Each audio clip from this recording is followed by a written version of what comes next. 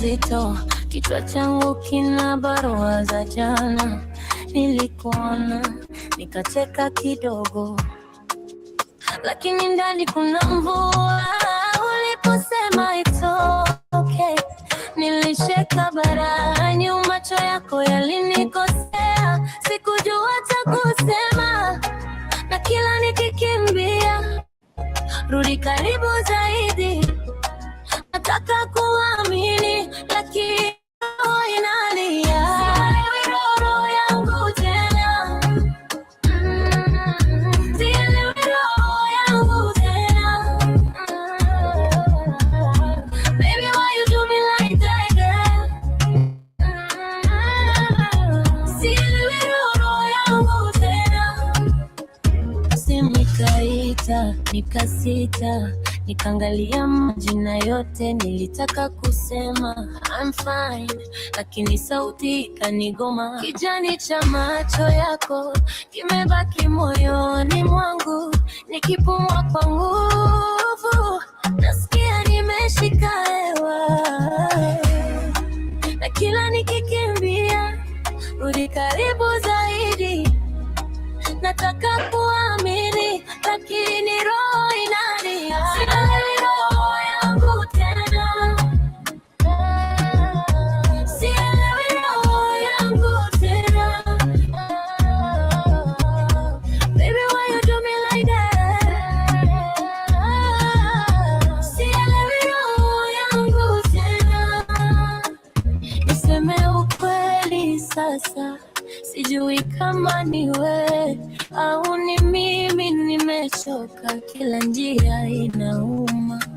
Nipe muda kidogo, nipe nafasi ya kuota. If I stay, I might break. If I go, I still feel you. Sielewi roho yangu tena. Sielewi roho yangu tena. Baby, why you do me like that? Sielewi roho yangu tena.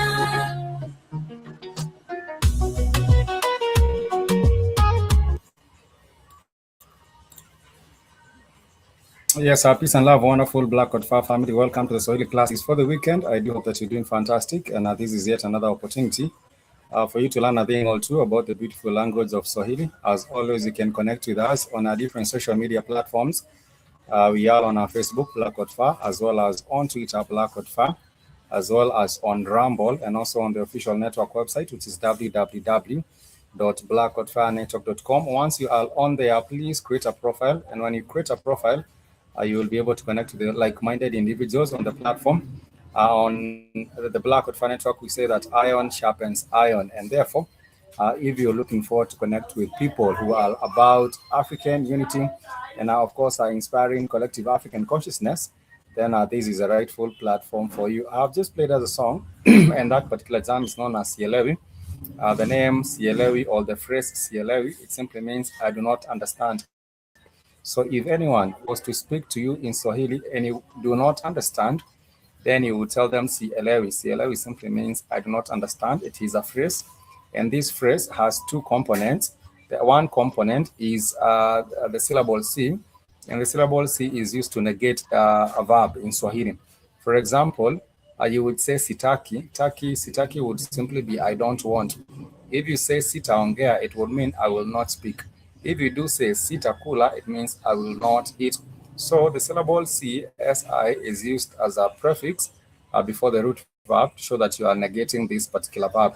For example, if you do say siski, siski means I am not hearing you, I cannot hear you, or I'm not hearing you. And therefore, that particular word, that particular phrase, sielewi, it simply means I do not understand. It has components, the components, and then elewi, from the word elewa. Elewa is a root verb there, and therefore elewa means to understand. So if you do say sielewi, it simply means I do not understand. And the lady on that particular song, she says that she cannot understand her heart anymore. And when it comes to the affairs of the heart, I would say, things are particularly difficult. Sometimes you think what you intend to feel is what you feel, but then again, things do not work and the heart does what it does. Nonetheless, welcome to class. And on this particular platform, you can engage with us, you can ask questions, and you can also respond. And I want to say that today we shall be focusing on pronouns. In previous episodes, we have covered nouns, and we did say that nouns are referred to as majina or nomino. But for pronouns they are referred to as viwakilishi, since they represent the noun. So a pronoun is referred to as kiwakilishi if it's one, but if it's many pronouns, you would say viwakilishi, because they represent nouns. And to help us understand that, I will just share with us a screen here, so that you can see the pronouns that we are talking about. And in Swahili, we shall be learning the Swahili pronouns, are displayed below, because they are very, very vital to our understanding of the language. And these pronouns, they include personal pronouns, which refers to the person speaking or the person being spoken to, or the persons or things being spoken about. We shall be talking about indefinite pronouns and also relative pronouns. And the relative pronouns, they connect parts of a sentence. And reciprocal or reflexive pronouns are in which the object of a verb is being acted by the verb subject. That is exactly how you get to look at that. And it's not difficult if you're trying to understand these particular pronouns. So you talk about the first person singular, and the first person singular you refer to as I.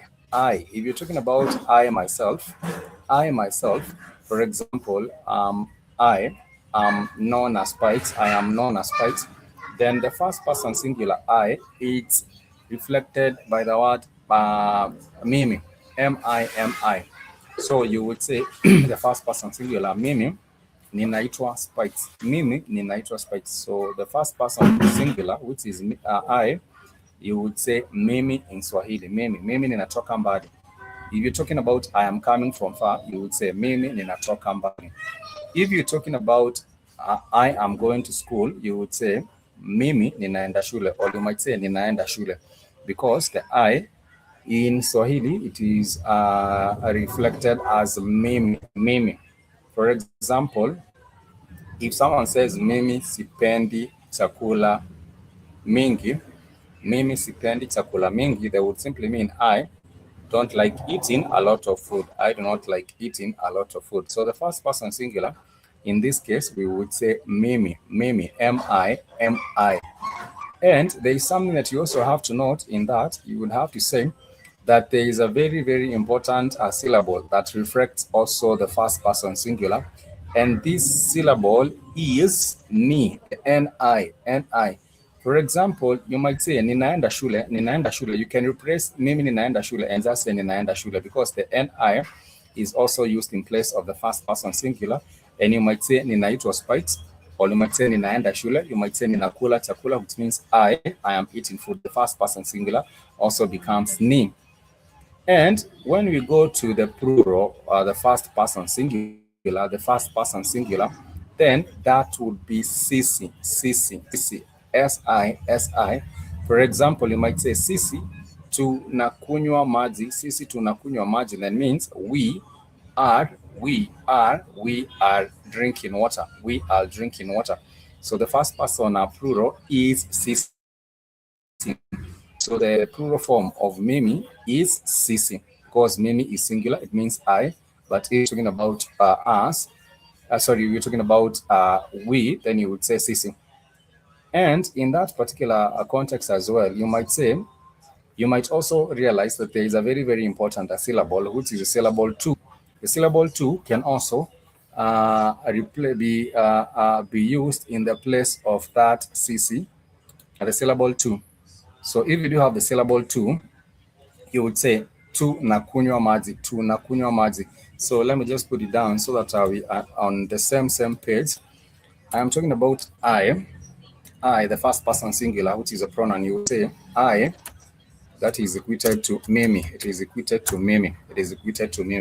So I might say I am going to school. Then it will be mimi ninaenda shule. But I am saying there is also the ni syllable. The ni syllable, it also points to self. It also points to I. It points to self once again, and therefore You can also say ni naenda shule. Ni naenda shule without using mimi. So you might say ni naenda shule. Ni naenda shule simply means I am going to school. Ni naenda shule means I am going to school. I am going to school. So that particular syllable ni, it represents I. It represents I, and it represents a pronoun mimi. Represents a pronoun mimi. But if you're talking about the plural of it, so it means we. It means we. We do say sisi. We that is equated to sisi. It is equated to sisi. For example, if you do say sisi hatupendi makelele, we do not like a lot of noise. We do not like a lot of noise. So that would be sisi. Sisi pointing to we. Hatupendi makelele. Then that would be we do not like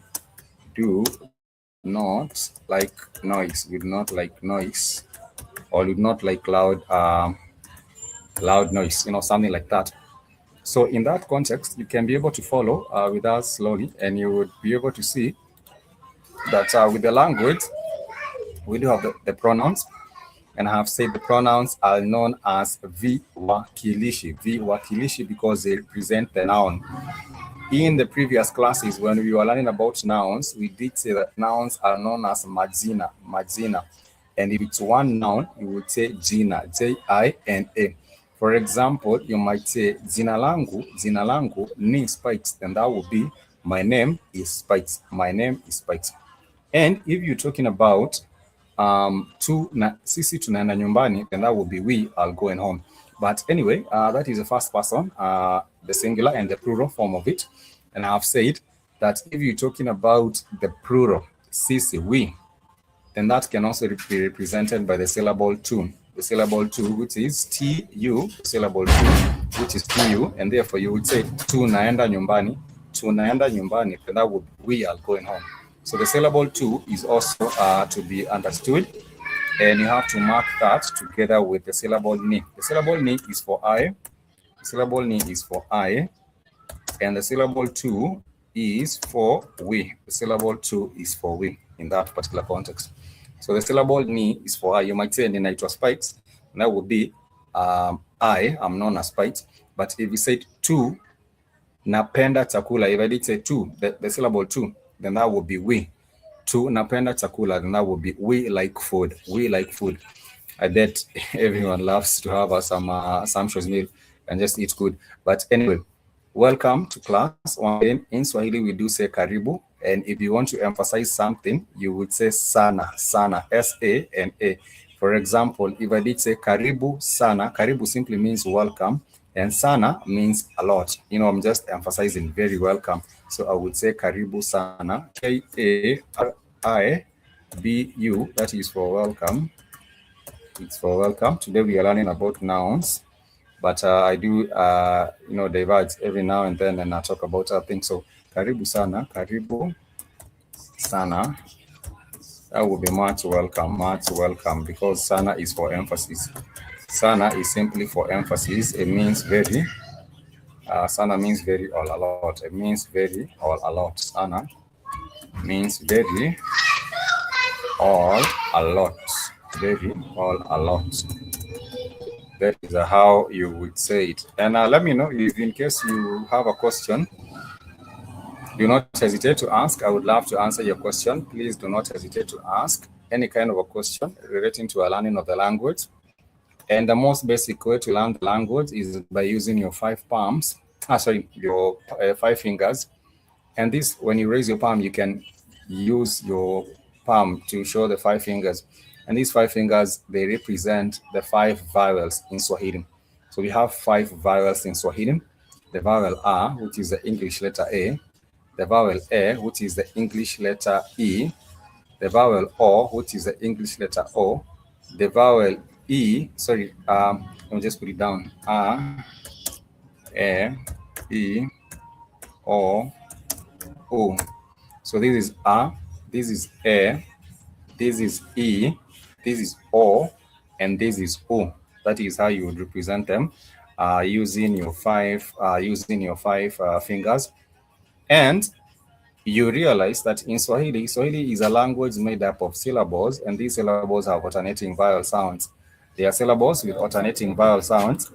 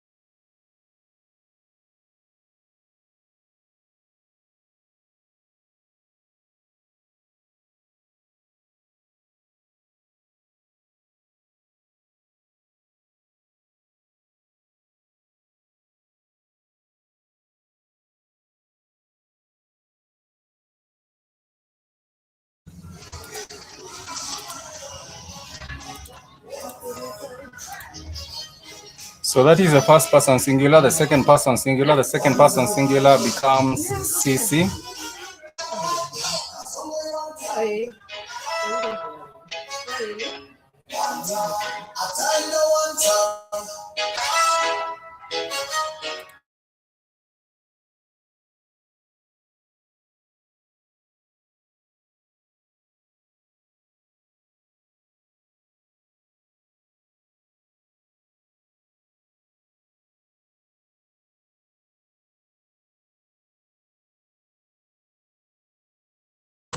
So that is how we get to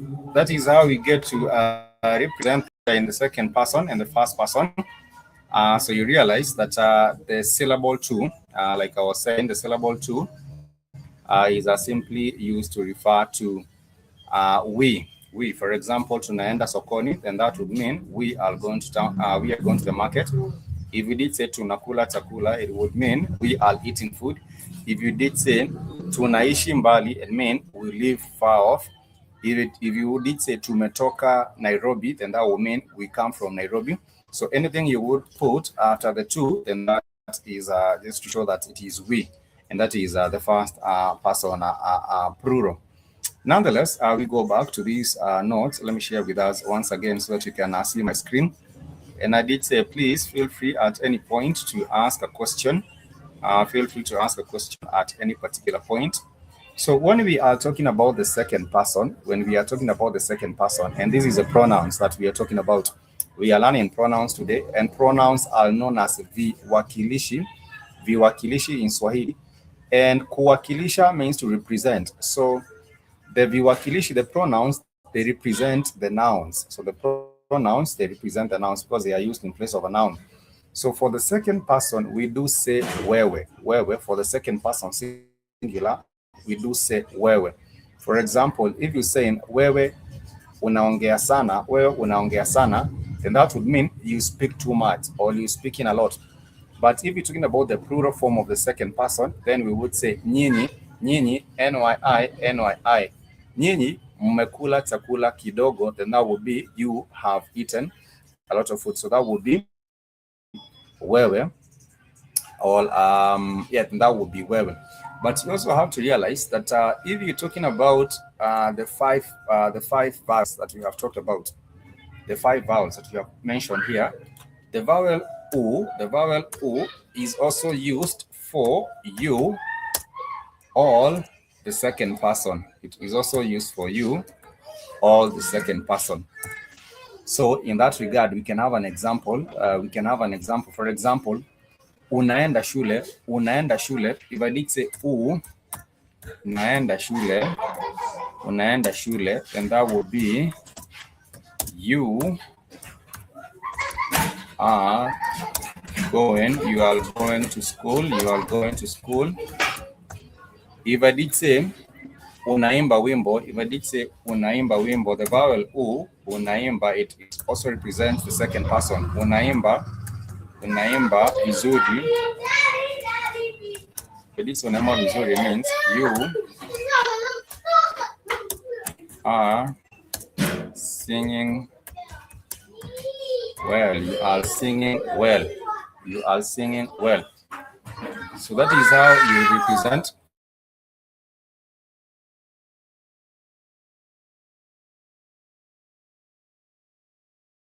So that is how you would say it. You would say unaimba vizuri to mean you are singing well.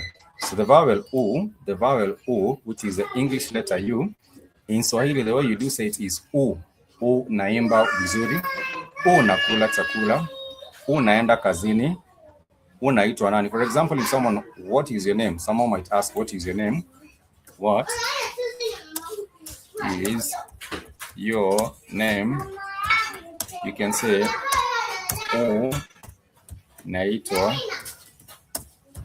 unaitwa nani. That is how you would say it. Unaitwa nani. If you're asking someone their name, you might ask unaitwa nani, je unaitwa nani, je unaitwa nani. Or you might ask jina lako nani, which is what is your name. Jina lako nani, which is what is your name. So the vowel u can also be used in the pronoun in the place of the second person singular for you, the second person singular for you. So you might say unaenda kazini. Unaenda kazini means you're going to work. Unakula chakula, it means you are eating food. Unafanya kazi, it means that you're doing work. So up to that particular point, if you do have a question, please ask. If you do have a question, please ask up to that particular point. Kama uko na swali, tafadhali uliza. So these are the examples for indirect pronouns used in the section of negation for the same. For example, you might say ninaenda. Ninaenda, it means I am going. Ninaenda, for the first person, you would say ninaenda, it means I am going. But if you're talking about we are going, you would say tu naenda. For the second person, you might say u naenda, which means you are going. But if you are talking about now the plural form of it, you would say naenda. Naenda, it shows that you are many and you are going. For the third person, you would say the pronoun is yeye. The pronoun is yeye. For example, you might say yeye ni mtoto mzuri. Yeye ni mtoto mzuri. So you're talking about him or her. You're talking about him or her, and that is the third person. So I'm talking about the first person, who is I. The second person is you, and then the other person will be them. So in the plural, you would say wow. For example, you might say yeye anacheza mpira, and that would be he or she is playing football. But the thing is, when you're talking about pronouns in Swahili, especially for the third person singular or plural, and even for the third person singular or plural, you realize that it is not gender specific for the third person singular or plural. It is not gender specific. Therefore, if you talk about yeye ni mtoto mzuri, you wouldn't know if he's talking about a woman or a man. You wouldn't know unless you get more specific and say yeye ni mvulana mzuri or yeye ni msichana mzuri. Then it becomes a little bit difficult for you to be able to understand what is going on with the description of that. So for the third person, we say yeye. For the third person, it's yeye. For the third person, we say yeye. That is he or she, because in Swahili, that particular part is not gender specific. So you wouldn't know, for some reason, you wouldn't know whether they are talking about a man or a woman. For example, if I came up to you and I did say, nimepatana na yeye, that would mean I have met them. I've met him or her. You'd say, nimepatana na yeye. You wouldn't really know yeye. Does yeye stand for a man or does it stand for a woman? You wouldn't really know. But for some reason, that is just the way Swahili is. Another thing to take note of in the beautiful language of Swahili is that Swahili does not have cluster consonants. It does not have cluster consonants. We have talked about the five vowels, and apart from that, we have the consonants, but you realize that there are no cluster consonants.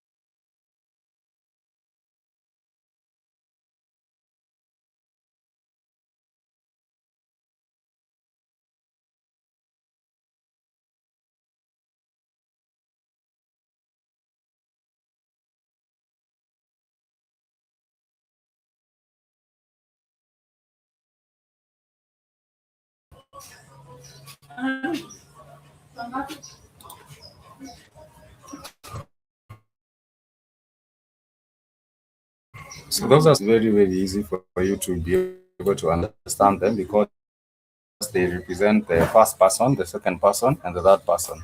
That is exactly how you get to describe them. For that first person, the second person, and also for the third person, that is how you get to describe them because they are personal pronouns, which is I, you, he, she, it, we, you, and they. And of course, you can also say me, you, him, her, it, us, you, and them. And these are the personal pronouns. These are the personal pronouns that we are talking about in that context. And it is very, very easy about these personal pronouns. Like I have explained them in that particular description. Those are the personal pronouns. We have talked about the first person. The first person is Mimi or I. Then you would say ni. You can also say ni. For example, ninaenda shule. That would be I am going to school. I or Mimi. Second, the first person plural, which is sisi. That is how you get to describe them. But when you move on from that, you get to possessive pronouns. And in Swahili, you have no feminine or masculine aspect. It is very, very important that you understand that you do not have the masculine or the feminine aspect, and they depend mainly on the pronouns and the noun class. The roots are for the first person, you would say angu or mine, angu or mine. For example, if you're talking about my pen, you would say kalamu yangu for my pen. So you're representing it's mine, so you would say kalamu yangu. If you're talking about the plural, you would say kalamu yetu, kalamu yetu.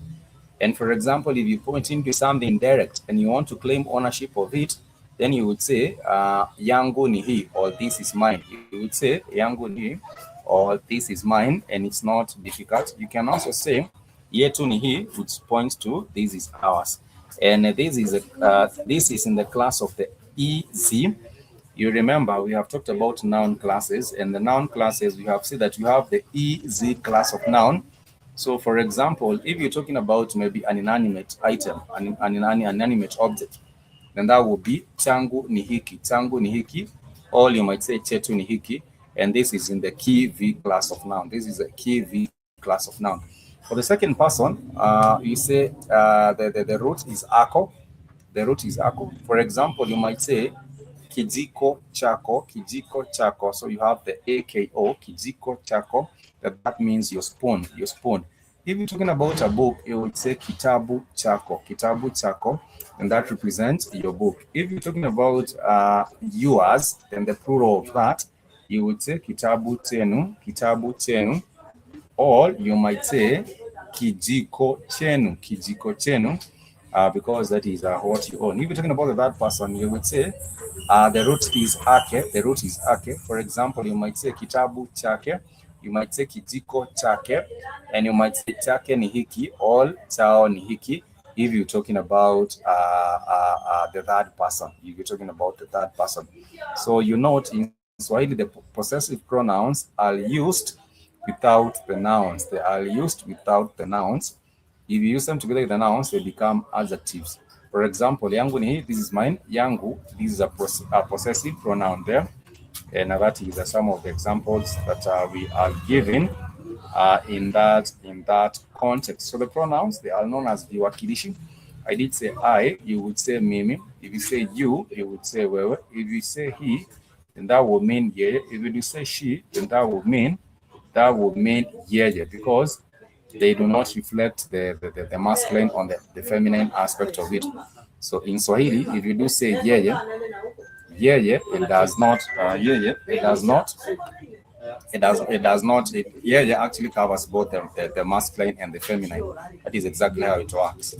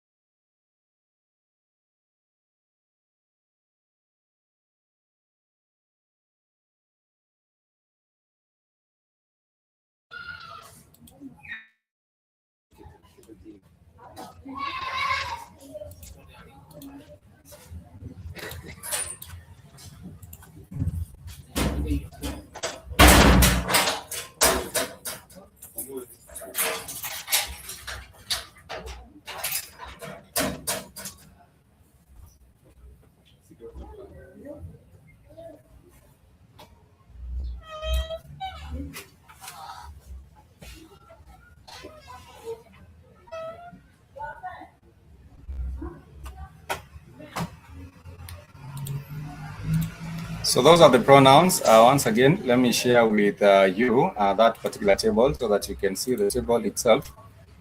And when you do see the table, it is as below. The pronouns, for I, you do say mimi. For you, you would say wewe. For he, you would say yeye. And also for she, it does not change. Whether it's he or she, it remains yeye. When we're talking about we, as a group, we do say sisi. For example, you might say sisi tumeenda shule, which means we are going to school. For they, a group of them, this is for the third, this is for a group. When you do say they, you actually would say wow. That is how you would say for they. You would actually say wow. That is how you would say wow, wanaenda shule. That is how you would say it. Wow, wanaenda shule. So for the possessive pronouns, you would say my. It translates into yangu. It translates into yangu. For yours, you would say yako. For example, kalamu yako, which is your pen. If you're talking about a book, you would say kitabu chako. If you're talking about maybe a phone, you would say simu yako. If you're talking about maybe perhaps his or hers, you would say yake. For his or hers, then that meant to be yake. That would be actually yake for his and hers, and it's not difficult. And that is yake. It means it is his or hers. So, for example, if you're talking about his pen, you would say kalamu yake. If you're talking about her pen, you would also say kalamu yake. So, for the his or hers, and that would be yake. Talking about maybe funguo yake. If you're talking about his key, funguo yake. If you're talking about maybe a pen, you would say kalamu yake. If you're talking about a paper, you would say karatasi yake. And that is how you would give the examples of his or hers. That is exactly how you would give the example of that. And it's not any difficult. I did say if you're talking about mine, you would say yangu. So for the paper, you would say karatasi yangu. For the paper, you would say karatasi yangu. And if it belongs to someone else, then it becomes also yake. Yake means his or hers. It's not specific. It means simply his or hers. So once again, pronouns are known as viwakilishi. Pronouns, they are known as viwakilishi.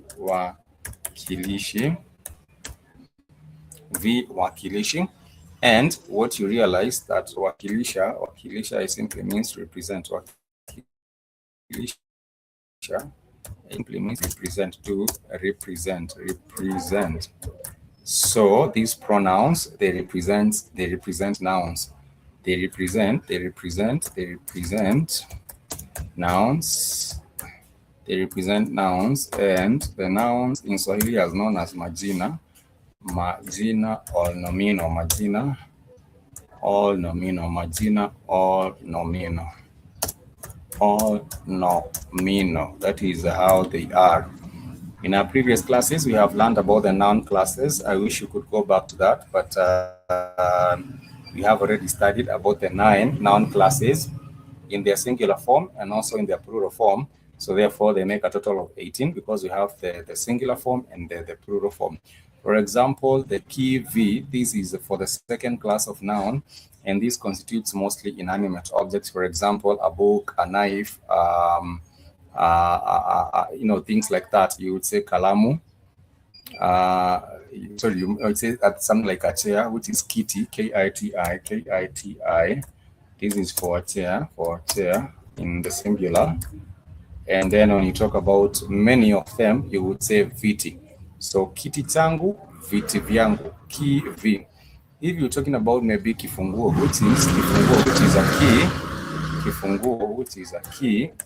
which is a key, then one key would be kifunguo. If you're talking about many keys, you would say vifunguo. Vifunguo for keys. Now this is for the keys, and this goes back to our learning of the key V class of noun. And the key V class of noun mostly constitutes non-living and inanimate objects, like I did say the keys, the knife, the chair, things like that. And most of them, they fall in this particular class called the key V class of noun. It is very important for you to understand the classes of nouns because they also get to affect the pronouns. So they also get to affect the pronouns because, for example, if I did say rafiki yangu, rafiki falls in a different class of noun than a thing like a chair. A chair falls in a different class of noun, the kivi. So the rafiki falls in the our class of noun. So therefore, you might say rafiki yangu, but when talking about a chair, you will not say kiti yangu. You'll actually say kiti changu. So in that regard, you also have to understand what class of noun does a word fall under, because that will also help you be able to understand much better the way also the word will form in terms of the pronouns, the sentence will form in connection with the pronoun and the noun. But apart from that, you also have to remember that we do have these others, the possessive nouns, pronouns, like I did say yours. Yours, we do say yako. So therefore, if it's your seat, I would say kiti chako. If it is your umbrella, I would say mwamvuli yako. If it is your phone, I would say simu yako. And those are some of the things that you have to take note of when you are talking about these particular pronouns. I will share with us this link so that anyone that would like to check them out and maybe perhaps be able to understand better can just visit this link, and it's available on mylanguages.org Swahili, and then the category is pronouns. So if you visit this particular link, mylanguages.org /Swahili, then underscore pronouns, and then PHP, you'll be able to find it. You can just copy it. I think you can be able to copy it from the comments, and you can be able to take it out as it is to be able to understand much better in depth what we are talking about when we talk about these particular pronouns. The possessive ones, like I did say, ours becomes yetu, theirs becomes yao. So, for example, if it's their pen, you would say kalamu yao. If it is our pen, we would say kalamu yetu because it belongs to us. It is ours. Then we would say yetu. And in that regard, we are representing the nouns, and therefore it shows that we are possessing that particular noun. You would say kalamu yetu, which becomes our pen. If you do say, for example, benki yetu, it means our bank, and that would be benki yetu, and it's not difficult. It's actually very, very easy for anyone to remember that. And if you do have a question to that particular point, please ask. Kama uko na swali tafadhali uliza. Kama uko na swali tafadhali uliza. If you do have a question, please ask, because we will be able to get into that. I have talked about these are pronouns, the personal pronouns, and also we have talked about the possessive pronouns. I do believe to that particular point, maybe perhaps you do have a question, you can interject and you can ask whatever question you wanted to ask. Swahili is not difficult. I think it just takes a bit of exercise and just trying to practice. We do say practice makes perfect. And if you do practice, just take your time, maybe an hour or two in a day. And when you take an hour or two, go through your notes. In case you want a copy of the notes, please let me know so that I can actually be able to send the notes to you. I will be happy, more than glad to send the notes to you. Just write an email with the subject Swahili notes to BlackHotFire Africa at gmail.com, and I will be more than glad to respond to you. Swahili is not difficult. Clip that. Swahili is not difficult language to learn if you do commit your time. Then I do think within a period, maybe a couple of, maybe 2-3 years, you might actually, gotten way ahead of other people in terms of your understanding and your proficiency in this beautiful language of Swahili. It is spoken by over 150 million people. I do believe about even more than that. And if you go to a country like Tanzania, Swahili is the official language. It is also the national language. So therefore, if you're conducting business, even in official, in different offices, you will be able to do that using Swahili. It is also the language of commerce in most other parts of East Africa. If you go to Kenya, if you visit Kenya, if you go to Uganda, if you go to Burundi, if you go to Rwanda, you can be able to very, very well conduct your business through this beautiful language of Swahili.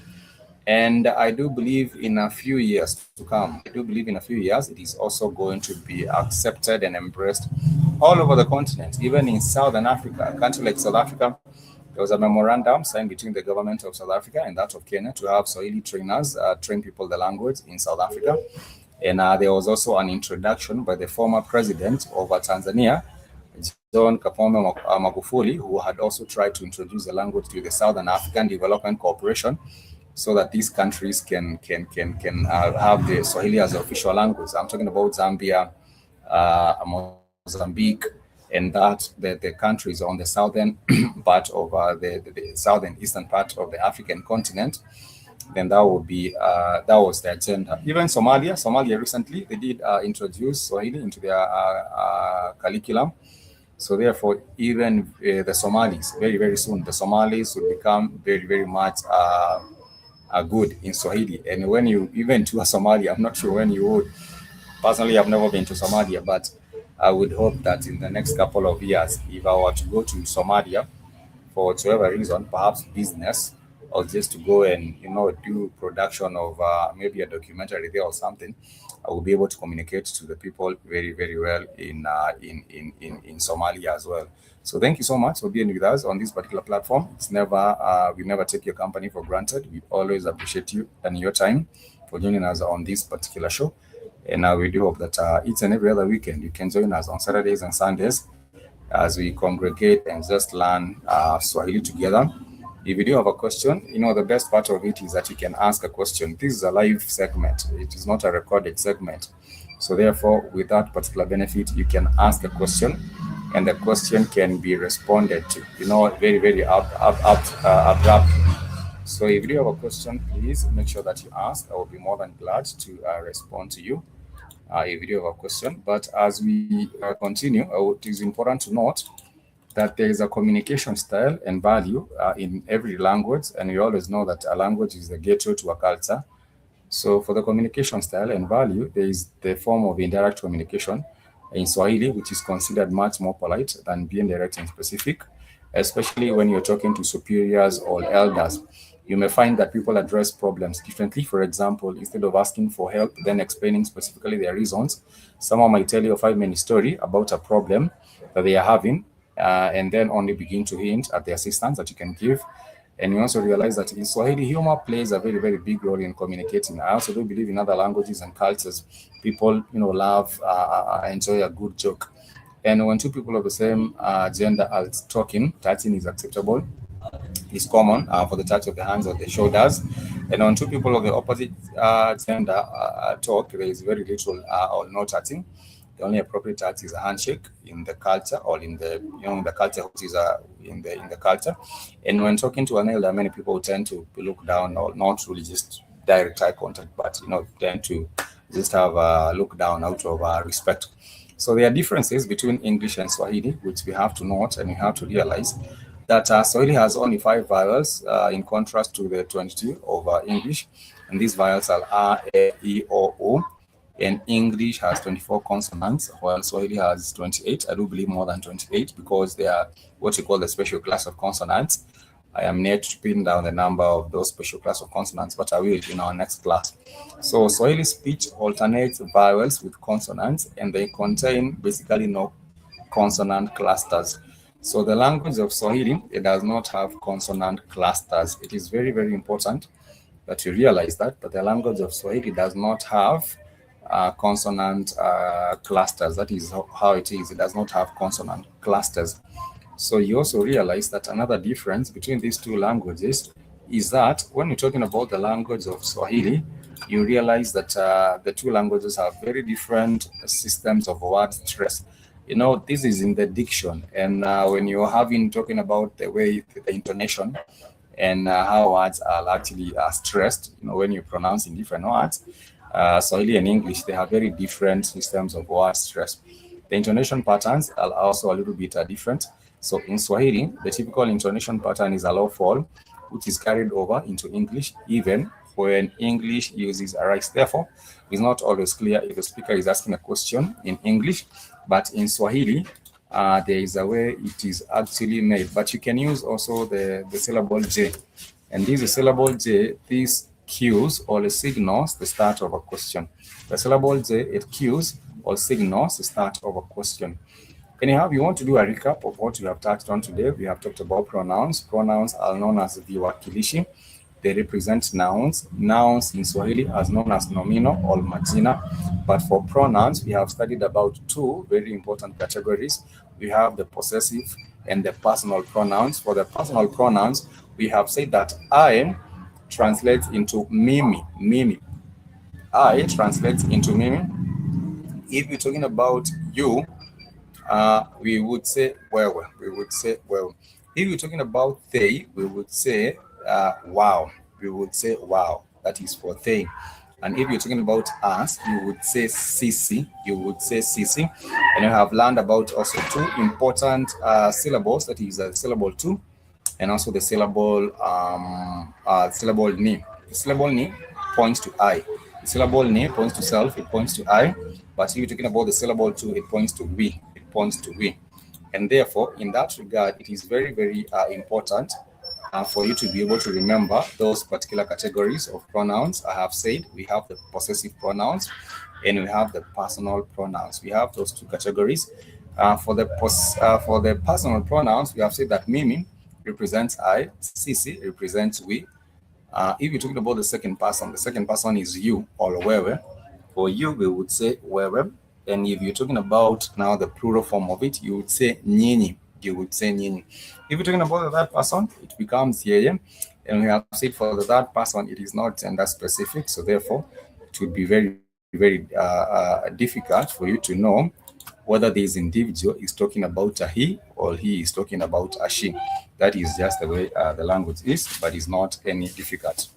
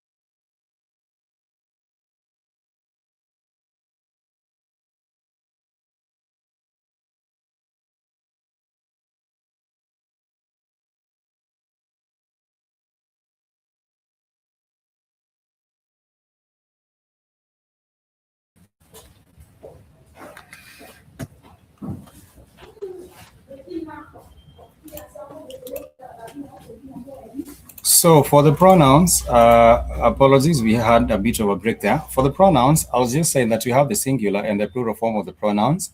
And I was just saying, for the pronouns, if you're talking about I, myself, mimi, the first person singular, we would say mimi, I, mimi. For example, if you would say mimi ninaenda shule, for example, if you want to say I am going to school, you would say mimi ninaenda shule, mimi ninaenda shule. If you're talking about the second person, you would say wewe, wewe. For example, you would say wewe unaenda shule, wewe unaenda shule. That is exactly how you would say it, and it is not even difficult. I would always say that the more you practice it, the more it becomes easy for you to understand.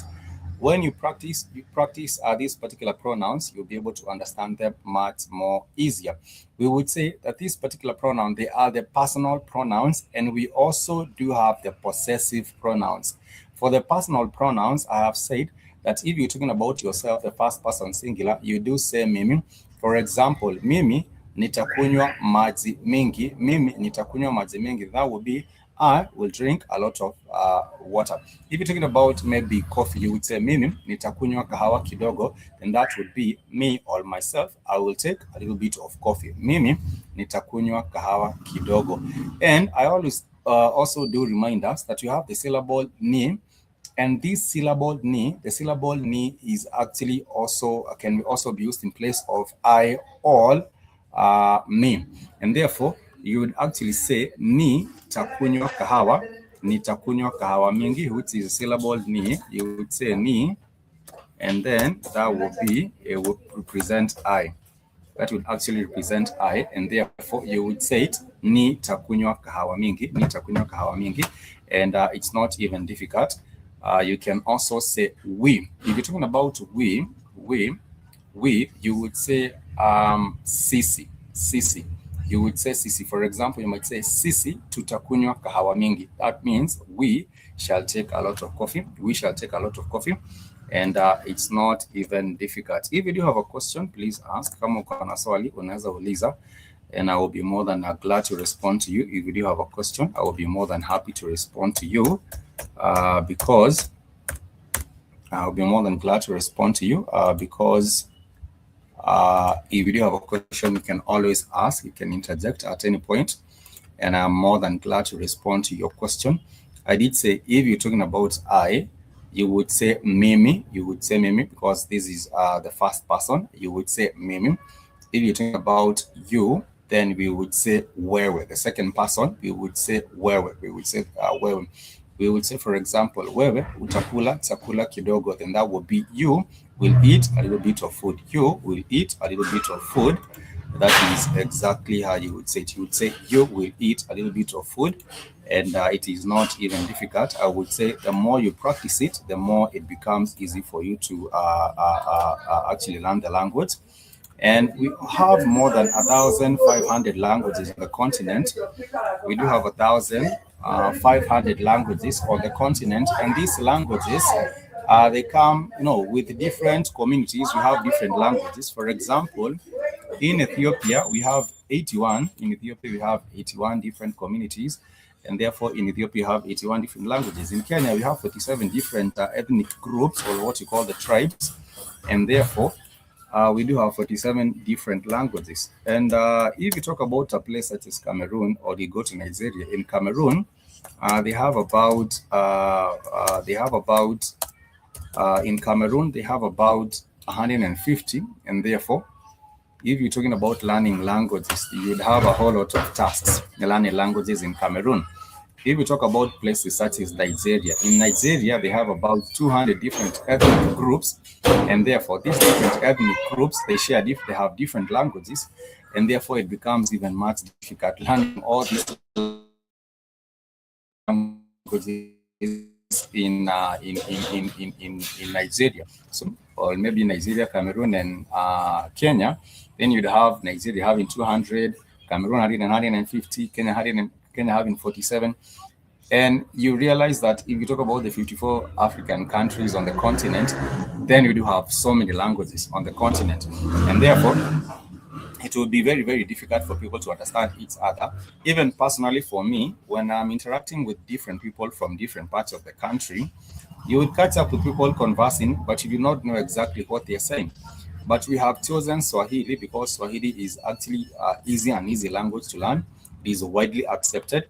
And therefore, even for anyone from the diaspora, if you're coming from maybe perhaps say Brazil, you're coming maybe perhaps say from the UK, and you're looking for an African language to learn, I would always advocate that you learn Swahili because it is one of the easiest languages that you can learn. And I always do say that in case you are looking for many for resources online, there are many resources online. For example, we do have the Duolingo app.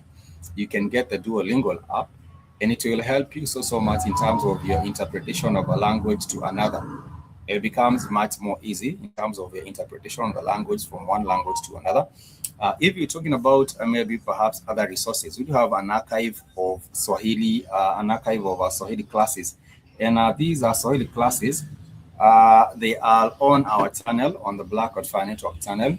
And also you can find them on the BlackHotFire Africa channel, because these are classes from way back from 2022, from 2023. I think even in 2024, we did have classes. I can't remember quite well. But you just search for BlackHotFire, Swahili class on BlackHotFire, and you will be able to come across and these particular classes, and you can learn and engage with different classes that we have done right here on this particular platform. So once again, a recap, we have learned that pronouns, they are known as viwakilishi. Pronouns, they are known as viwakilishi because they represent nouns, or they are used in place of nouns. Nouns themselves, they are known as majina. And we have been learning about, this Swahili grammar. The nouns, we did say is majina or nomino. The pronouns, they are known as viwakilishi. We have learned about vitenzi. And I did say in our previous class that vitenzi, it comes from the word kitendo. It comes from the word vitendo.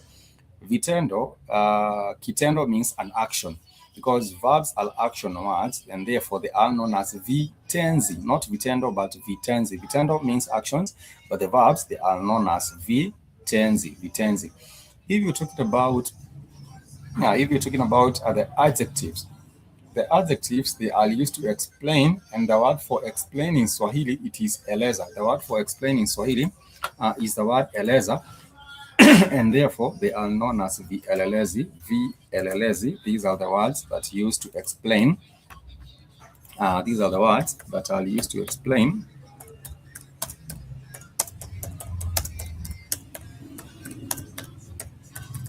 They are used to explain the nouns.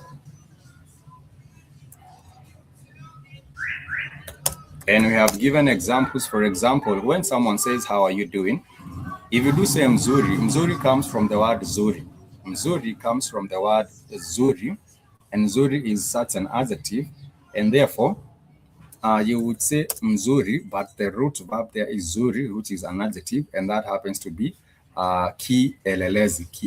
But if there are many, you would say vielelezi, and that is simply how you get to describe that when you talk about the Swahili grammar. The nouns, nomino or majina. The verbs, vitenzi. The pronouns, viwakilishi. The pronouns, these are viwakilishi. When you're talking about the adjectives, you call them vielelezi, because we have given examples of the vowels E, O, U. And I did say, for example, in the word, these are the 5 vowels. These are the 5 vowels in Swahili. And in the word eleza, this has the vowel E, which is the English letter E. The English letter E is a Swahili vowel E. So you say V, you say eleza. Eleza means to explain. Eleza, it means to explain. Eleza, it means to explain. Eleza, it means to explain. Eleza, it means to explain. So if you're explaining something, then, or you have a word explaining a noun, which is the adjective, therefore, from this word eleza, we get vielezi. So you would say vielezi, that is vielezi. These are adjectives because they explain the noun. Adjectives. because they explain the noun. For example, if you're talking about a good child, if you're talking about a good child, if you're talking about a good child, you would say mtoto mzuri, mtoto mzuri. So mzuri is a adjective. It shows good. Mzuri is adjective. It shows good. And you also happen to realize that from what we have learned a little bit earlier on, today we were focusing on pronouns. We have said that when you look at this, the third person, let me share this particular notes once again, the third person. Let me share these notes again, the third person. For the third person, we have said the third person, we do say it's yeye. You would say, for example, yeye anapenda kuongea sana. Yeye anapenda kuongea sana. That would be he or she loves to talk a lot. He or she, ongea means to talk. It's in an example of a Swahili word with the vowel O, which is the English letter O. So if you say anapenda kuongea, yeye anapenda kuongea sana, yeye anapenda kuongea sana, then that would be he or she loves to speak a lot. But if you're talking about they love to speak a lot, you would say wow, wanapenda kuongea sana. You can say wow, or if you're pointing to them over there, then you would say wale wanapenda kuongea sana. Wale wanapenda kuongea sana. And it's not even difficult. I always do say that when you do have resources, these days there are vast resources that you can use on the internet. For example, you can go and find, like I did say, the archives of our previous classes. You can find them, and apart from that, you can also find. The apps. You know, there are many apps being made. And I also do believe that if it hasn't already happened, that AI will also play a very, very big role in terms of learning of languages and making it, even much easier. I do believe AI will be able to do that. And I'm talking about things like with the subtitles. These days, every other clip that you're watching, there are tools that make, the subtitles pop at the bottom there. So, for example, if you're listening to a Swahili song, then there are subtitles in English. Or if you're listening to, if you're watching a Swahili movie, then there are subtitles in English. And therefore, you can now be able to, connect two and two and be able to learn this language a little bit much easier with AI, with other resources that are available in this day and age. If you do have a question, please ask. Tafadhali uliza. We do have the common courtesy words in Swahili. We do say asante for thanks. We do say tafadhali for please. We do say pole. We do say pole for sorry. We do say tahadhari for beware. We do say kwaheri for goodbye. We do say karibu for welcome. I think I had already explained about karibu at the start of this particular class. We do say karibu at the start of this particular class when we are welcoming you. And if someone says karibu sana, it simply means it's an emphasis on the word karibu, because karibu simply means welcome. Karibu simply means welcome. So as we proceed, we can take a few examples, or we can check on a few examples. And these are the examples of the pronouns that I have shared a little bit earlier. And these pronouns, for example, I was saying that for the third person, yeye, it's not gender specific. So really in that particular regard, it's not gender specific. So I was saying yeye anapenda kusoma. If you do say yeye anapenda kusoma, it means he or she loves to read. Yeye anapenda kusoma. But that is for the third person. For the first person is I, we do say mimi. For the second person is you, we do say wewe. We do say wewe. And if you're talking about them, we do say wow or wale. If they are just next to us, you might point to them and say wale. And it's not even difficult. Remember, if you're trying to, learn something and, maybe perhaps say the greetings, you do say habari yako. Whomever is responding in Swahili, they do say nzuri. Nzuri means good. They can also say salama. Salama means well. They can also say njema. Njema means well or okay as well. So therefore, if you're just trying to learn, and maybe perhaps even network with people, have a nice breaker, then you say umeshindaje or habari ya kushinda. which is how was your day, habari ya kushinda, and they would respond salama, or they might respond and say ngumu, ngumu. If someone says hali yako, hali vipi, you might say ngumu. Ngumu is difficult. If something is difficult and someone is just trying to explain that circumstances are not so good, someone is trying to explain that circumstances are not so good, then it means that they're saying that the situation is difficult. They would say ngumu. They would say ngumu. They would say ngumu. They would say ngumu for difficult. They would say ngumu for difficult. The opposite of that, of course, becomes rahisi. The opposite of that becomes rahisi. Rahisi. The opposite of that becomes rahisi. It becomes easy. But if someone says hali ya kushinda, or habari ya kushinda, if you do say ngumu, then it means that the day was pretty difficult. And if someone says habari yako, and they're asking how are you, and you are not good, you can always say the negative. You can say mbaya. So mbaya is the opposite of nzuri, it means bad. If someone asks habari yako and someone responds bad, it means that they're saying it's not any good. So that is the opposite of nzuri, and nzuri simply means good. Nzuri simply means good once again, but you are always free to express yourself and say that something is not good. You might express yourself and say that something is not good for that matter. Something is not good for that particular matter. So if anyone has a question, if you do have a question, please ask. Kama uko na swali, tafadhali uliza, please ask. Also, you can let me know where you're tuning in from. I would love to know. I would love to know. If you're introducing yourself and saying where you're coming from, you might say, naming, nimetoka Nairobi, which is I am from Nairobi. Or you might say, nimetoka Tanzania, which is I am from Tanzania. You might say, nimetoka Senegal, it may be meaning you're from Senegal. Wherever you may be tuning in from, let me know so that I can also give you a quick shout out. But nonetheless, if you do have a question, please ask. Anything that has to do with pronouns. Our class for today was focusing on pronouns, and if you do have a question, whether it be the personal pronouns or whether it be the possessive pronouns, and I would love to respond to you in that regard. Like I did say, if we're talking about the pronouns, it is also important to understand which noun they are representing, because pronouns represent nouns. So it is important to understand which nouns these pronouns are representing, because we did say that we have different noun classes, and the noun classes, they influence how a sentence is structured. They will influence how a sentence is structured. For example, we do have the awa class of noun, or the wa class of noun, and this class of noun, it mostly constitutes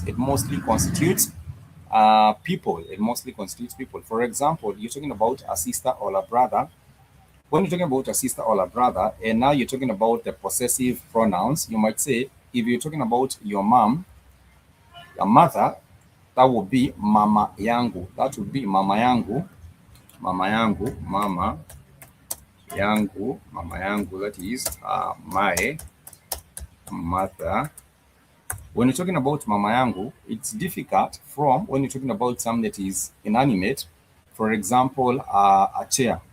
You will not say kiti yangu, you will say kiti changu, kiti changu.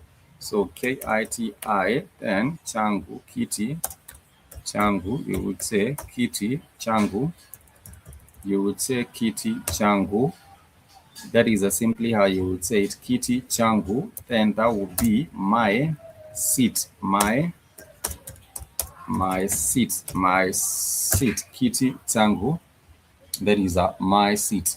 That is exactly how you would say it, kiti changu or my seat. But if you're talking about like a relationship, a possession to something different, it also, for example, if you're talking about the teeth, it falls in the teeth falls in the G, the G ma. Sorry, for example, if you give an example of the eye, you're talking about the G ma class of noun. One eye, we refer to that as jicho. If you're talking about two eyes, you refer to that as a macho. So therefore, if you're talking about jicho, you would say jicho langu, jicho langu. So you find that there is a change with that. Jicho langu, jicho, jicho langu, jicho langu. That is my eye. That is my eye. It's different. If you say my eye, jicho langu, it's different than when you're referring to like a person. You would say mama yangu or rafiki yangu. So you do find that there is that Y, A, N, G, U, mama yangu. If you're talking about something like, if you're talking about something like, if you're talking about something like a pen, you would say kalamu. You might say kalamu yangu, kalamu yangu, kalamu yangu, or simu yangu for your phone. Simu yangu for your phone. But yes, we do have those examples, like I was saying. We do have these examples, like I was saying, of the pronouns, and you can refer to this particular box. I have shared with us also the link table, not the box, but we can refer to this particular table. For the pronouns, I translates into Mimi, you translates into Wewe, he or she translates into Yeye, and we do have CC translating into we. CC translates into we, and they translate into wow. They translate into wow, and it's not difficult to be able to comprehend or understand that. Once you do practice, then it means that you will be able to remember these particular pronouns very easily, and you can have as many examples, maybe perhaps also on that particular table as well. And you can engage with just your friends, your family, your colleagues, anyone. You can practice with them, and once you do, I think you can be able to get better even with time regarding your knowledge or your understanding of the pronouns in Swahili. Once again, they are referred to as viwakilishi. Viwakilishi because they represent nouns, and the nouns they represent, we call these nouns jina. This is for one noun, but if there are many, you call them mazina. If there are many, you would call them mazina.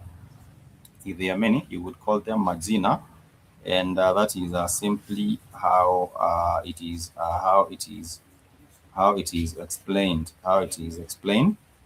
You would say mazina. You would say mazina, and it's not difficult. You would say mazina, and it's not even difficult. You simply have to remember that with time.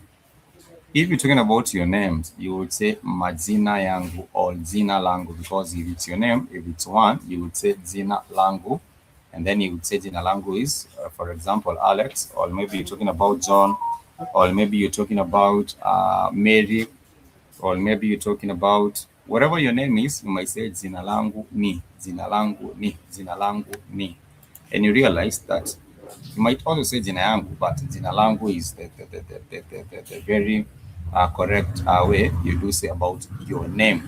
Your name. Say jina langu ni Alex, or jina langu ni Spikes, or jina langu ni this and that. And once you do, it becomes quite easy for you to introduce yourself.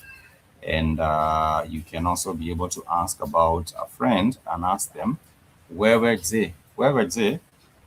Simply is how about you?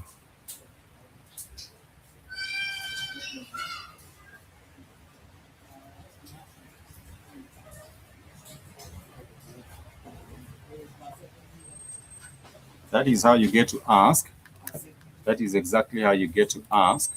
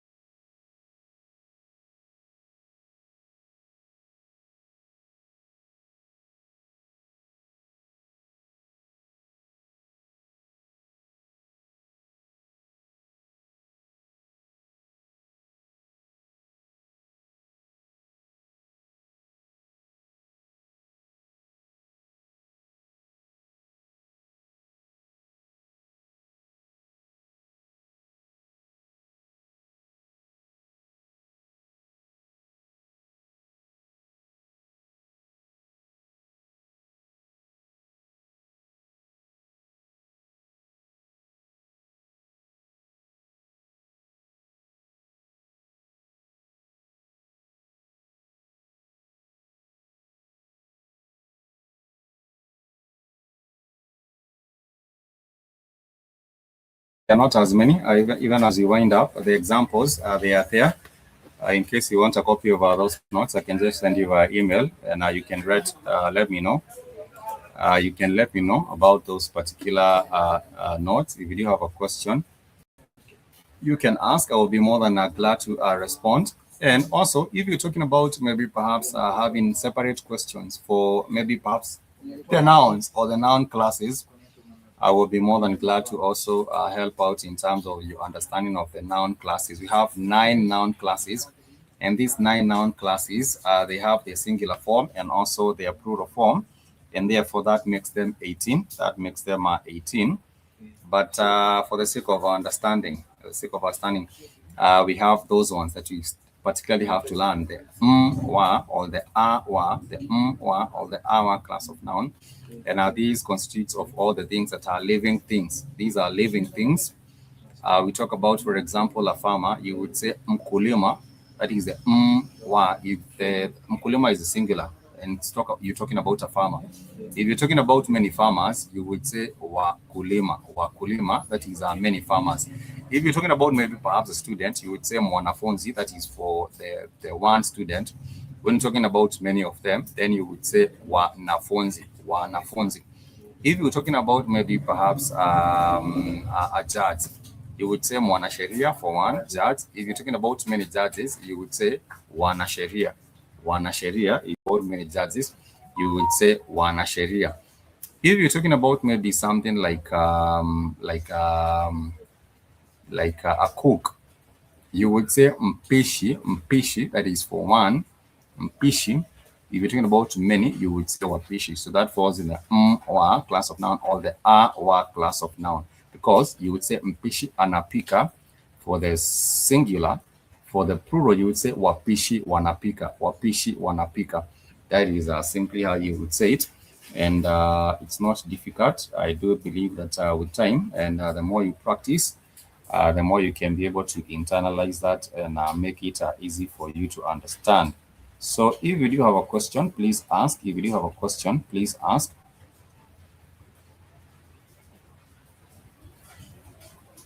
If you do have a question, please ask. Kama uko na swali, tafadhali uliza. If you do have a question, please ask. In Swahili, I always remind us that Swahili, we do say swali. Swali is equitable, that is a question. And an answer for a question, we do say zibu. Zibu, J-I-B-U. J-I-B-U. This is for the solution or for the answer. Solution or the answer. Solution or the answer. So if you're looking for an answer, someone saying ninatafuta jibu, ninatafuta jibu, or there are people who also say jawabu, jawabu for a solution. Who also say jawabu for a solution. But if you do have a question, please ask. If you do have a question, please ask. Kama uko na swali, tafadhali uliza.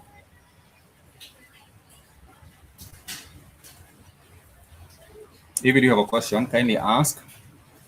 It might be pertaining to how you say something or pertaining to how you ask something.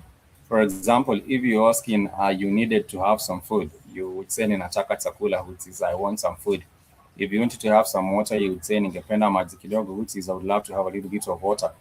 If you wanted to have like money, you would say nipe pesa. Nipe is give me. Someone says nipe pesa. Someone says nipe pesa tafadhali, then that is give me money, please. If someone is talking about nipe chakula tafadhali, then that would be give me some food, please. If someone is talking about nipe maji tafadhali, then that would be please give me some water. So that is some of the ways, the basic ways in which you are able to ask for something. And I always do say that if something has actually been granted or afforded to you, then you can actually tell those people or whomever has accorded you that particular thing.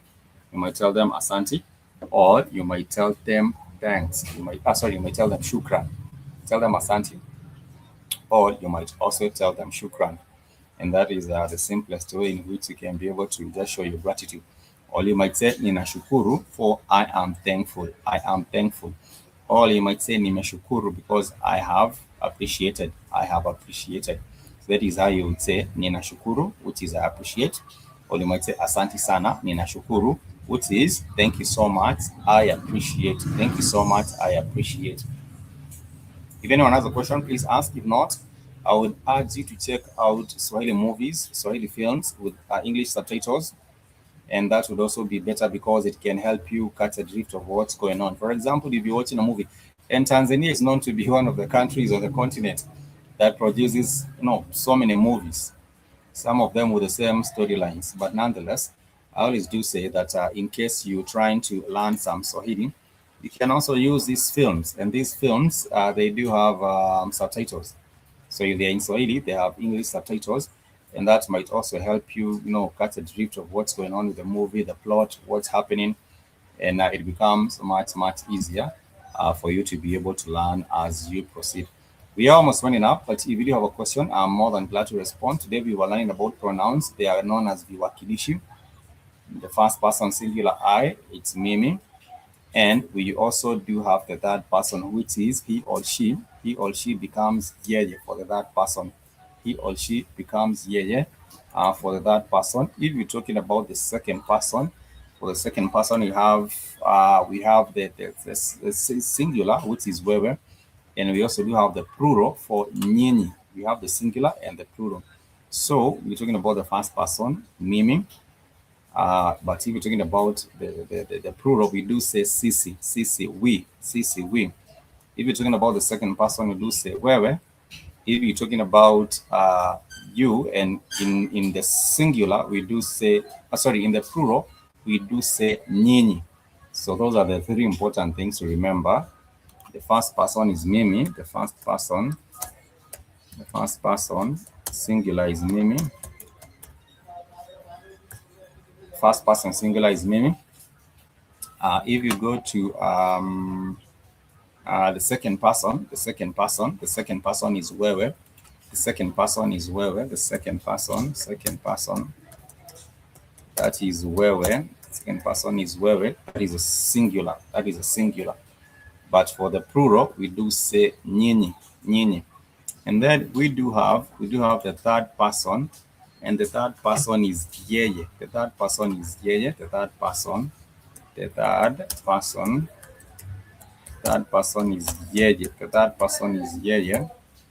The third person is yeye. And apart from that, then we do have that is in the singular, and then in the plural, it becomes wow. In the plural, it becomes wow. In the plural, it becomes wow. Wow, that is for third person plural, third person plural, third person plural. That is the way it becomes a third person plural. So those are the pronouns. Very, very easy. They represent nouns, and you also have to understand the noun classes. We have learned about noun classes many times on this particular segment. And if you do have a question, I will be more than glad to respond, and I will be happy to do so. If anyone has a question, if anyone has a question,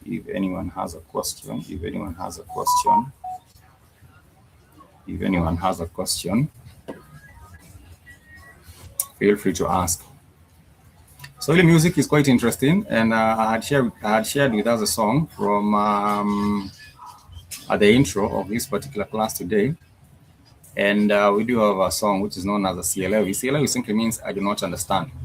If at all I'm teaching here, and I'm teaching us some Swahili, and you do not understand anything coming from my mouth, then you can say CLW.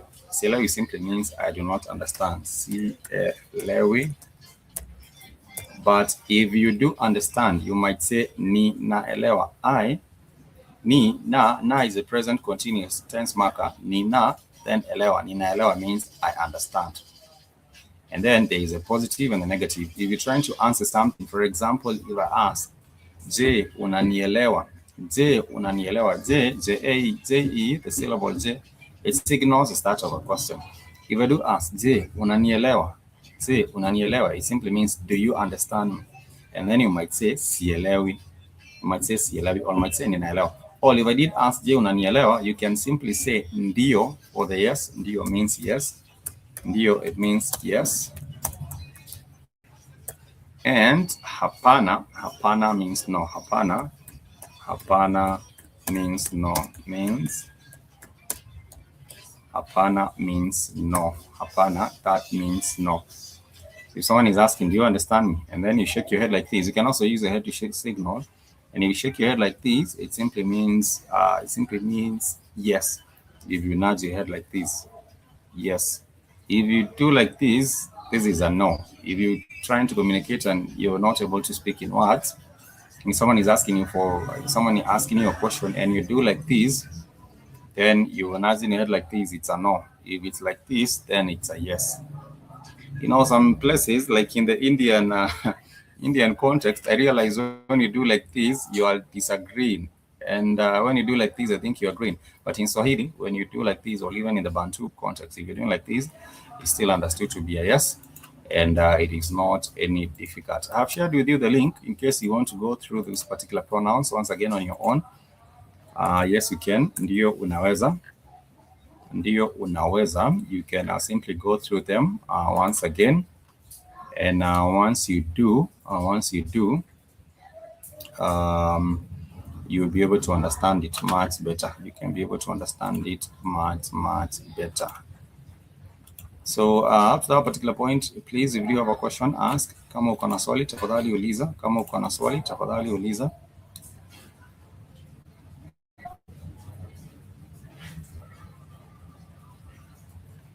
If you have a question, please ask. If you have a question,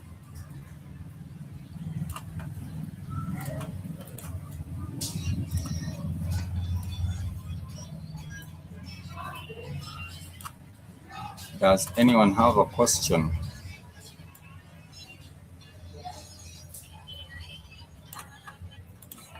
If not, I think we might be concluding it at that particular point. I have shared with you the link to understand pronouns much better. But if you have a question, feel free to ask. If you have a question, please feel free to ask.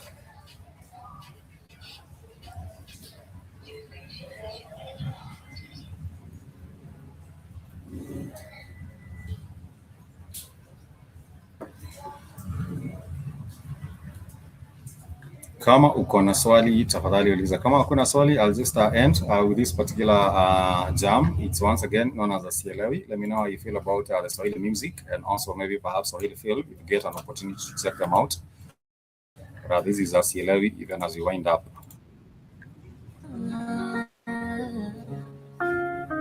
Nimeamka moyo mzito, kichwa changu kina barua za jana.